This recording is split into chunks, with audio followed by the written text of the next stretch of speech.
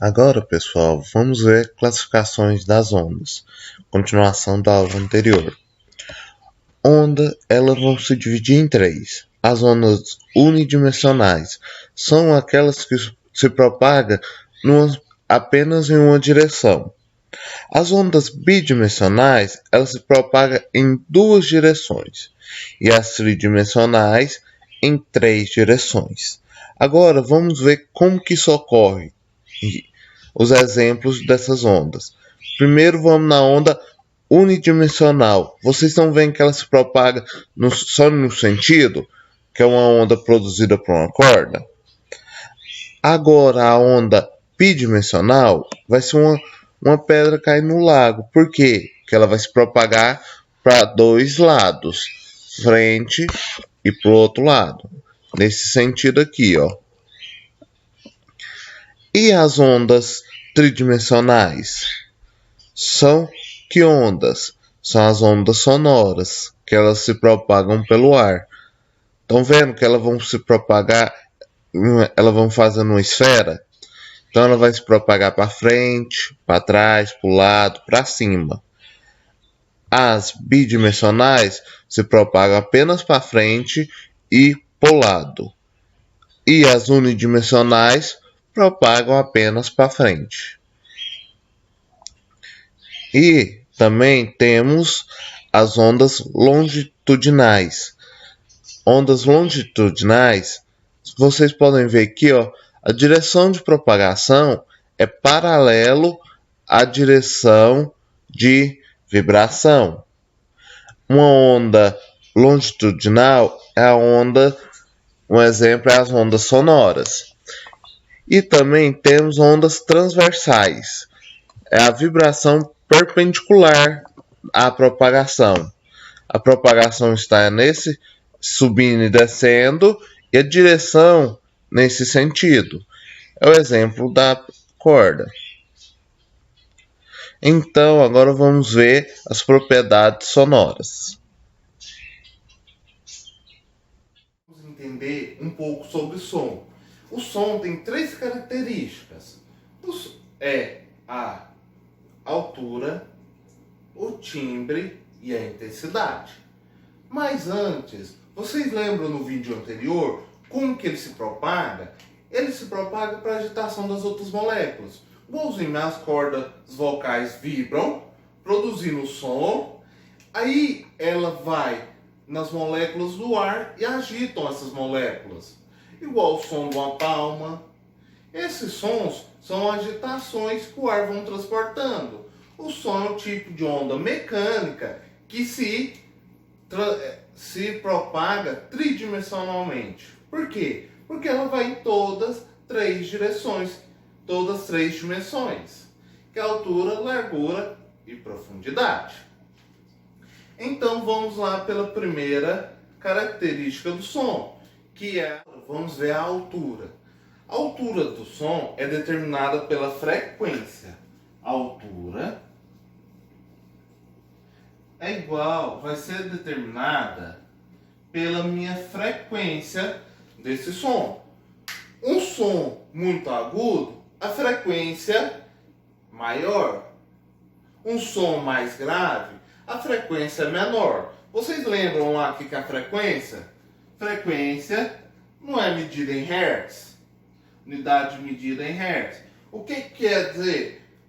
É um determinado de ondas em um período. Vocês lembram lá que eu falei de 60 Hz? Que é a frequência da energia que chega nas nossas casas? Então, quanto maior for a frequência, uma frequência de 100 Hz no som, quer dizer que o som é mais agudo. Agora, uma frequência de 30 Hz, esse som vai ser mais grave. Então, pessoal, a altura que der se aquele som é grave ou agudo, é determinado pela frequência que ele se propaga. Agora, vamos falar da intensidade sonora. O que determina se a intensidade daquele som é forte ou fraca? vai ser determinada pela amplitude. Vocês lembram o que é amplitude? Temos aqui a zona de repouso da onda.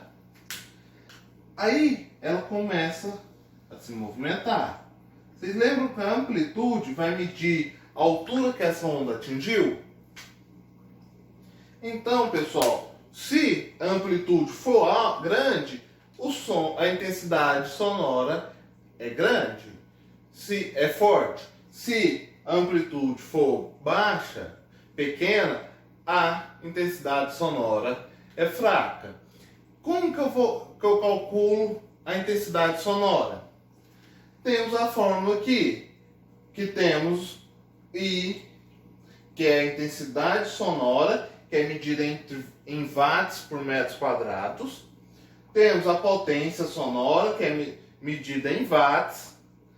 A área, S vai determinar a área. E o raio, que determina o raio da esfera, da área da esfera esférica. O porquê desse raio esférico? Desse raio dessa esfera? O som não se propaga tridimensionalmente? Então ele propaga com as ondas nesse formato, não é? Ele propaga assim, assim e assim. Não formou uma esfera? Então, o som vai se propagando em formato numa esfera. Então, para eu calcular a minha intensidade, basta eu saber o valor da intensidade sonora, a potência sonora, 4πr ao quadrado. Ele vai determinar a intensidade sonora num determinado ponto dessa esfera. Certo? Temos a intensidade sonora fisiológica. O que é essa intensidade? Ela é importantíssima vocês entenderem ela.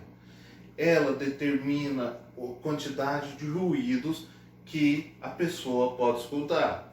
Ela é medida em Bel ou decibel.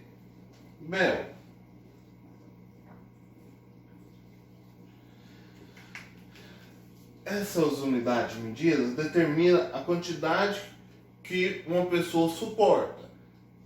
Um ambiente com a sonoridade muito alta, você tem que usar equipamento de proteção, que é os protetores auriculares, que é os fones de ouvido, certo? Temos aqui, para calcular essa unidade, para calcular a intensidade sonora fisiológica, decibel é igual a 10 logaritmos, pessoal. Quem lembra da primeira série?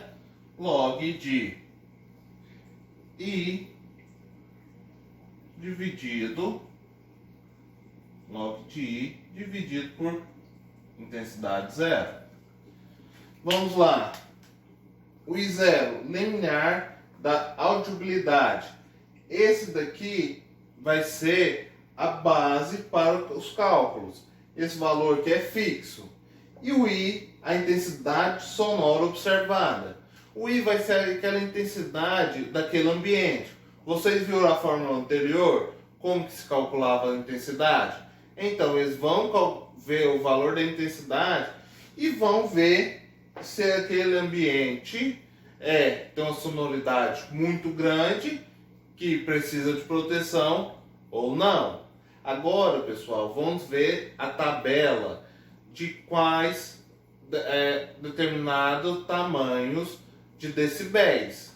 Quando é grande, o que danos para a saúde ocorre. Agora, pessoal, vamos à tabela de intensidade sonora. Aqui é a intensidade sonora desse lado, em decibéis. E aqui é a situação. De 0 a 10 decibéis é um liminar de audição humana. É o mínimo que uma pessoa com audição normal consegue escutar.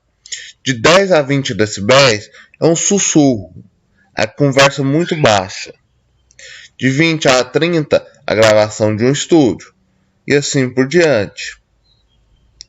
Um quarto silencioso chega de 30 a 40 decibéis. Acima de decibéis é uma decolagem de foguete, de 130 a 150 a decolagem de avião.